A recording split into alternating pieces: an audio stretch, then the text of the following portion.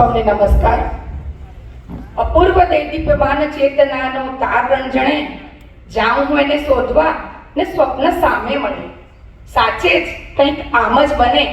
ઉગાડું મારા અંતરની આંખો અને સામે મને સૌ ગુરુજન મળે, સામે ગુરુજન મળે. મંચસ્થ પર બિરાજમાન તમામ મહાનુભાવો, મારા વડીલો અને ગુરુજનોને મારા નમસ્કાર. અને ભૂલકાઓ, પ્રતિભાશાળી ભૂલકાઓ જે અહીંયા હાજર છે, તમામને મારા જય શ્રી કૃષ્ણ. આજના શિક્ષક દિન પર્વ નિમિત્તે જે તાલુકા શ્રેષ્ઠ પારિતોષિક તરીકે મને સન્માનિત કરવામાં આવી એ બદલ સૌ પ્રથમ હું મારા શિક્ષક માતા પિતાને વંદન કરું છું. મને ગર્વ છે કે હું મારા માતા પિતા મારા કરતાં વધારે ભણેલા છે.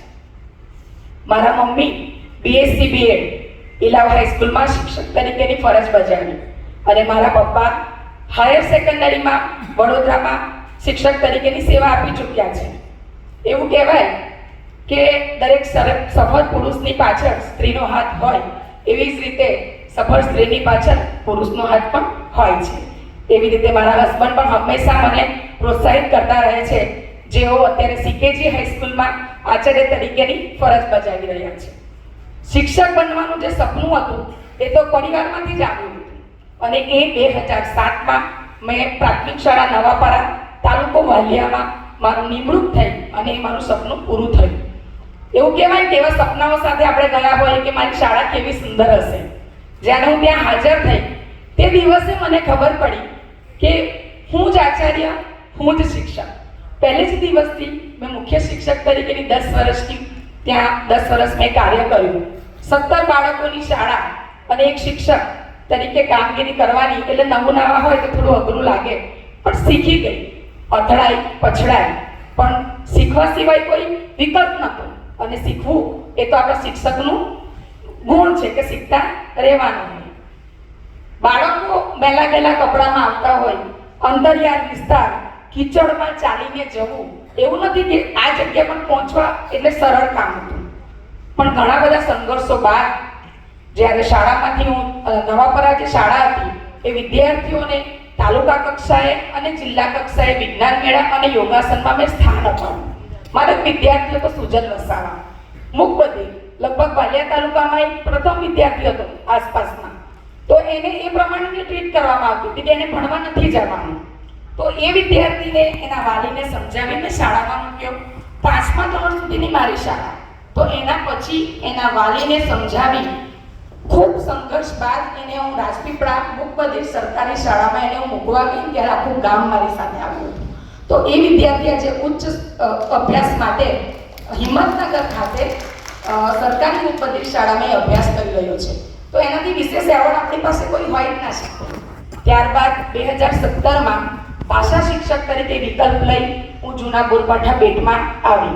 એવું કહેવાય કે સારો શિક્ષક હોય, શ્રેષ્ઠ શિક્ષક હોય, એની પાછળ ઘણા બધા પરિબળો જવાબદાર હોય છે અને એ પરિબળમાં મુખ્ય પરિબળ તરીકે હું એવું માનું છું કે એ શાળાનો આચાર્ય સારો હોવો જોઈએ, શાળાનો આચાર્યનો પ્રોત્સાહક હોવો જોઈએ, એને હંમેશા સપોર્ટ કરતો હોવો જોઈએ. અમારી શાળાના આચાર્ય પણ હંમેશા મને કોઈ પણ કાર્યમાં એમણે મને ના નથી પાડી. ક્યાંક કંઈ નવું કરવું હોય, હા તમે કરો.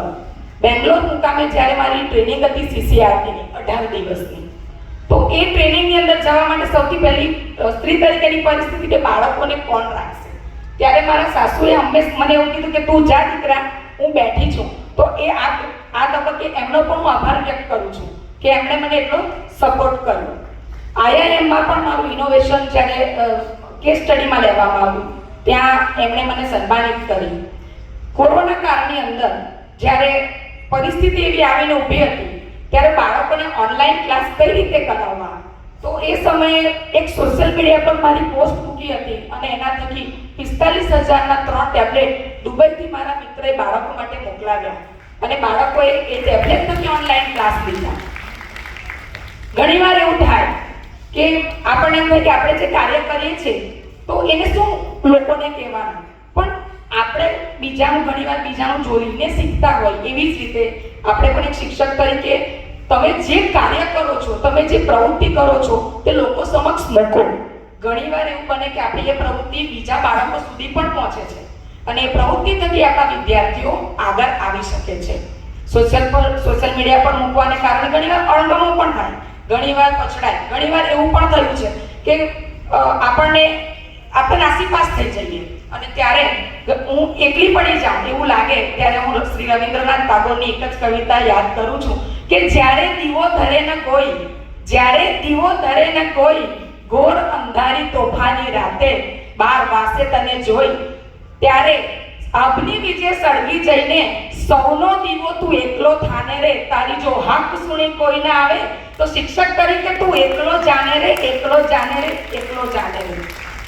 અંતે આજે જ્યારે શ્રેષ્ઠ પારિતોષિકની અંદર ફાઇલ મૂકવામાં આવી અને તમામ પદ્ધતિસરની જે પણ પ્રક્રિયાઓ પૂર્ણ થઈ અને અમારી જ્યારે સમાલાપ કરવાનો આવ્યો ત્યારે મેડમ સાથે અમારે મુલાકાત થઈ.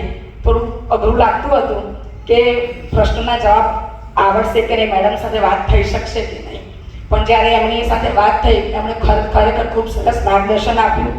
માતૃભાષા શિક્ષક તરીકે હું છું એવું મેડમ સાથે વાત થઈ તો મેડમે ભાષામાં ભરૂચના ભાષા શિક્ષકોનું ગ્રુપ હું ચલાવું છું એ માટે એમને પ્રોત્સાહિત કરી. માતૃભાષા ગૌરવ પ્રતિષ્ઠાનની અંદર પણ કાર્ય કરવાની મને તક આપી. એમના થકી જ આજે આપણે હમણાં થોડાક સમય પહેલા જ ખરેખર ખૂબ મોટા કાર્યક્રમનો આપણે લાભ પણ લીધો છે. એ બદલ એમનો પણ અને સચિન સરનો પણ ખૂબ ખૂબ આભાર.